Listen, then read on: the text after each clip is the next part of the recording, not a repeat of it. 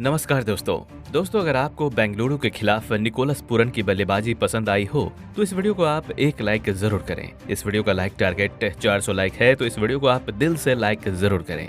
दोस्तों आईपीएल 2023 का 15वां मुकाबला जो बेंगलुरु और लखनऊ के बीच खेला गया, उस मुकाबले को जिसने नहीं देखा वो अब तक पछता रहा होगा। जी हाँ दोस्तों, ऐसा इतिहास और सबसे रोमांचक मुकाबला अब तक किसी भी क्रिकेट फैन ने नहीं देखा होगा और इसी महामुकाबले की पूरी हाईलाइट आपको दिखाने वाले हैं, तो इस वीडियो को आप अंत तक जरूर देखें। लेकिन दोस्तों इससे पहले आप हमें बताइए कि आप निकोलस पूरन और ग्लेन मैक्सवेल में से किससे सबसे विस्फोटक बल्लेबाज मानते हो। आप अपनी राय नीचे कमेंट में देना बिल्कुल भी ना भूलें। दोस्तों आईपीएल 2023 का 15वां और सबसे रोमांचक और दिलों की धड़कन रोक देने वाला महामुकाबले में आईपीएल इतिहास की दो बड़ी टीमें एक दूसरे से भिड़ी। इस बार फाफ डुप्लेसिस की बेंगलुरु की टीम के सामने केएल राहुल की लखनऊ की टीम खड़ी थी। इस रोंगटे खड़े कर देने वाले महामुकाबले में लखनऊ ने टॉस जीता और गेंदबाजी करने का फैसला किया और बेंगलुरु की टीम को पहले बल्लेबाजी के लिए आमंत्रित किया। उसके बाद रनों की बारिश करने के इरादे से मैदान में उतरे रॉयल चैलेंजर्स।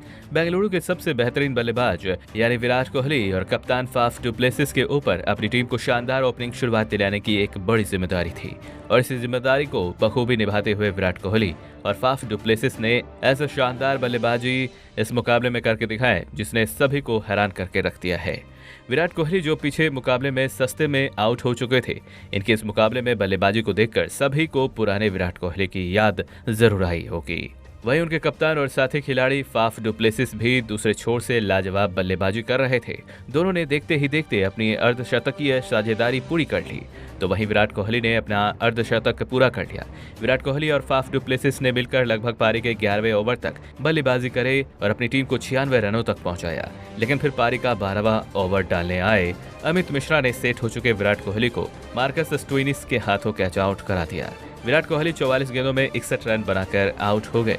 लेकिन विराट कोहली के आउट हो जाने के बाद अब बेंगलुरु के एक और विस्फोटक बल्लेबाज यानी ग्लेन मैक्सवेल बल्लेबाजी करने मैदान में आए और फिर यहां से सेट हो चुके कप्तान फाफ डुप्लेसिस ने नए बल्लेबाज ग्लेन मैक्सवेल के साथ मिलकर फिर एक बार साझेदारी बनाई और उसी विस्फोटक अंदाज से बल्लेबाजी करना जारी रखा। फाफ डुप्लेसिस और ग्लेन मैक्सवेल को रोकना अब एक समय पर लखनऊ की गेंदबाजी के लिए नामुमकिन लग रहा था। लखनऊ के कप्तान केएल राहुल अब एक बड़ी मुसीबत में आ चुके थे क्योंकि ग्लेन मैक्सवेल के साथ साथ कप्तान फाफ डुप्लेसिस भी अपने बल्ले से लगातार बड़े शॉट खेल रहे थे। इसी बीच फाफ डुप्लेसिस ने आईपीएल इतिहास का सबसे लंबा छक्का लगाया जो सीधे 115 मीटर दूर जाकर गिरा। तो वहीं चलते हम दोनों ने अपनी शतकीय साझेदारी भी पूरी कर ली। दोनों ही खिलाड़ी इस मुकाबले में बेहतरीन फॉर्म में नजर आ रहे थे। तो वहीं फाफ डुप्लेसिस पहले तो वहीं उनके बाद ग्लेन मैक्सवेल ने अपने अर्धशतक पूरे कर लिए। दोनों ही खिलाड़ी लखनऊ के हर एक गेंदबाज पर आसानी से छक्के लगा रहे थे। देखते ही देखते इन दोनों की एक साझेदारी लखनऊ की टीम के लिए सबसे बड़ी मुश्किल साबित हो गई। दोस्तों लखनऊ का कोई भी गेंदबाज बेंगलुरु की इस साझेदारी को तोड़ नहीं पा रहे थे। बेंगलुरु के कप्तान फाफ डुप्लेसिस ने इस मुकाबले में 46 गेंदों में 79 रनों की पारी खेली। तो वहीं उनके साथी खिलाड़ी ग्लेन मैक्सवेल ने इस मुकाबले में 29 गेंदों में 6 छक्के और 3 गेंदों के बदौलत 59 रनों की विस्फोटक पारी खेली और इसी के बदौलत बेंगलुरु की टीम ने लखनऊ की टीम को 212 रनों का एक बड़ा लक्ष्य दिया। उसके बाद बेंगलुरु की टीम से मिले 213 रनों के विशाल लक्ष्य का पीछा करने लखनऊ के बेहतरीन 2 फॉर्म में चल रहे ओपनर बल्लेबाज मैदान में उतरे। काइल मायर्स और लखनऊ के कप्तान केएल राहुल के कंधों पर इस महामुकाबले में अपनी टीम को एक विस्फोटक ओपनिंग शुरुआत दिलाने की एक बड़ी जिम्मेदारी थी। लेकिन लखनऊ की ये ओपनिंग जोड़ी भी मुकाबले में नाकामयाब रही और पारी का पहला ही ओवर डालने आए मोहम्मद सिराज ने काइल मायर्स को क्लीन बोल्ड कर दिया। काइल मायर्स बिना खाता खोले ही आउट हो गए। काइल मायर्स के जल्दी आउट हो जाने के बाद अब लखनऊ की टीम की तरफ से दीपक हुड्डा बल्लेबाजी करने मैदान में आए। लेकिन दीपक हुड्डा को भी बेंगलुरु की गेंदबाजी ने ज्यादा देर तक मैदान में टिकने नहीं दिया और पारी का चौथा ओवर डालने आए वेन पार्नेल ने दीपक हुड्डा को दिनेश कार्तिक के हाथों कैच आउट करा दिया। दीपक हुड्डा 10 गेंदों में 9 रन बनाकर आउट हो गए। तो वहीं उनकी तुरंत ही बाद उसी ओवर में नए बल्लेबाज कुणाल पांड्या को भी वेन पार्नेल ने दिनेश कार्तिक के हाथों कैच आउट करा दिया। कुणाल पांड्या इस मुकाबले में एक भी रन नहीं बना पाए। लखनऊ की टीम अब सबसे बड़ी मुश्किल में थी। कोई भी लखनऊ का बल्लेबाज बेंगलुरु गेंदबाजी के आगे टिक नहीं पा रहा था। रिक्वायर्ड रन रेट आसमान की ऊंचाइयों को छू रहा था। लेकिन अब विकेट गिरने के बाद मार्कस स्टोइनिस बल्लेबाजी करने मैदान में आए और फिर खराब फॉर्म में जूझ रहे मार्कस स्टोइनिस ने इस मुकाबले में सभी को हैरान कर दिया और आते ही बड़े शॉट खेलना शुरू कर दिया। मार्कस स्टोइनिस ने अपने कप्तान केएल राहुल के साथ मिलकर ऐसी लाजवाब बल्लेबाजी करके दिखाए जिसने फिर एक बार लखनऊ की टीम को इस मुकाबले में वापसी करा दी। इसी बीच मार्कस स्टोइनिस ने अपना अर्धशतक भी पूरा कर लिया। मार्कस स्टोइनिस इस मुकाबले में लगभग 216 रन की स्ट्राइक रेट से बल्लेबाजी कर रहे थे, लेकिन फिर पारी का 11वां ओवर डालने आए करण शर्मा ने मार्कस स्टोइनिस को शहबाज अहमद के हाथों कैच आउट करा दिया। मार्कस स्टोइनिस ने 30 गेंदों में 65 रन बनाकर आउट हो गए। मार्कस स्टोइनिस का विकेट बेंगलुरु टीम को एक सबसे सटीक मौके पर मिल चुका था, जिस वजह से लखनऊ की गेंद बल्लेबाजी दबाव में थी। तो वहीं पर मार्कस स्टोइनिस के आउट हो जाने के बाद केएल राहुल को भी मोहम्मद सिराज ने विराट कोहली के हाथों कैच आउट करा दिया। लखनऊ की टीम की कमर ही तोड़ दी केएल राहुल 20 गेंदों में 18 रन बनाकर आउट हो गए। मुकाबला लखनऊ के हाथ से निकल चुका था। रिक्वायर्ड रन रेट बहुत ही ज्यादा आगे बढ़ चुका था और बेंगलुरु की गेंदबाजी को देखकर ऐसा लग रहा था कि वो लखनऊ की टीम को यहां तक जीतने नहीं देंगे।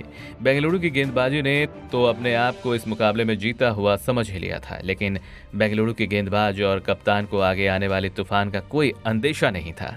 जी हाँ दोस्तों, विकेट गिरने के बाद अब निकोलस पूरन बल्लेबाजी करने मैदान में उतरे और फिर निकोलस पूरन ने बल्लेबाजी के लिए आए हुए आयुष बदौनी के साथ मिलकर ऐसी अविश्वसनीय बल्लेबाजी करके दिखाएं जिसने सभी को हैरान करके छोड़ दिया था।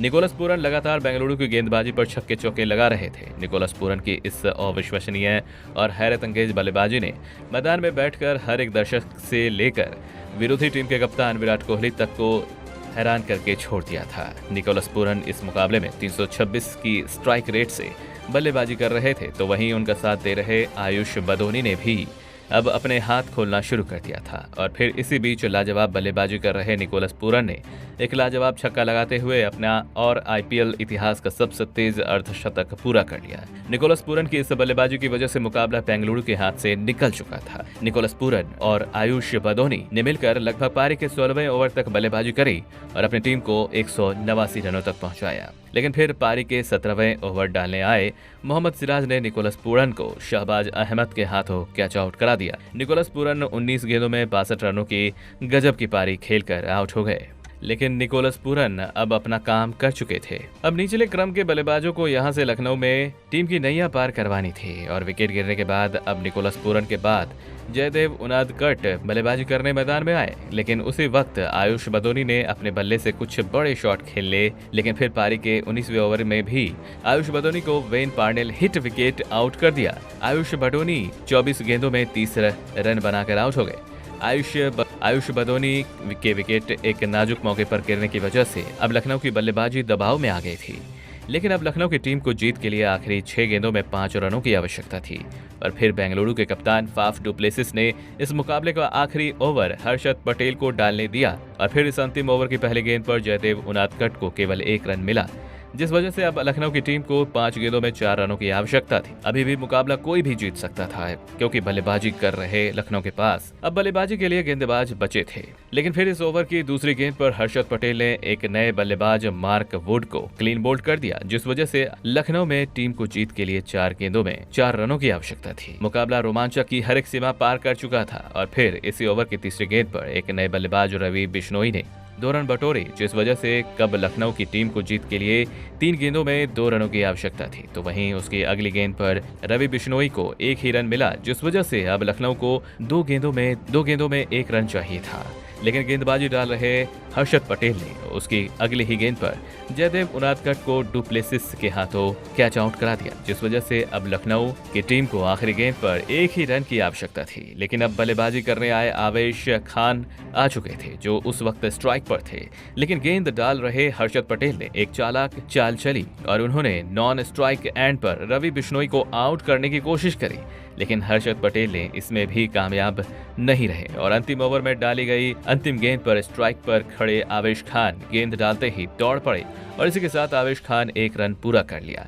और इसी के साथ लखनऊ की टीम ने केवल 1 विकेट से बेंगलुरु की टीम को धूल चटा दी। लेकिन दोस्तों, इस लखनऊ की जीत में सबसे बड़ी और महत्वपूर्ण भूमिका निभाई निकोलस पूरन के बल्लेबाजी ने। निकोलस पूरन ने इस मुकाबले में ऐसी हैरत अंगेज बल्लेबाजी करके दिखाई जिसमें सभी का दिल जीत लिया। लेकिन दोस्तों, आपको क्या लगता है कि ग्लेन मैक्सवेल और निकोलस पूरन में से कौन है सबसे बेहतरीन और विस्फोटक बल्लेबाज? आप अपनी राय नीचे कमेंट में जरूर दें।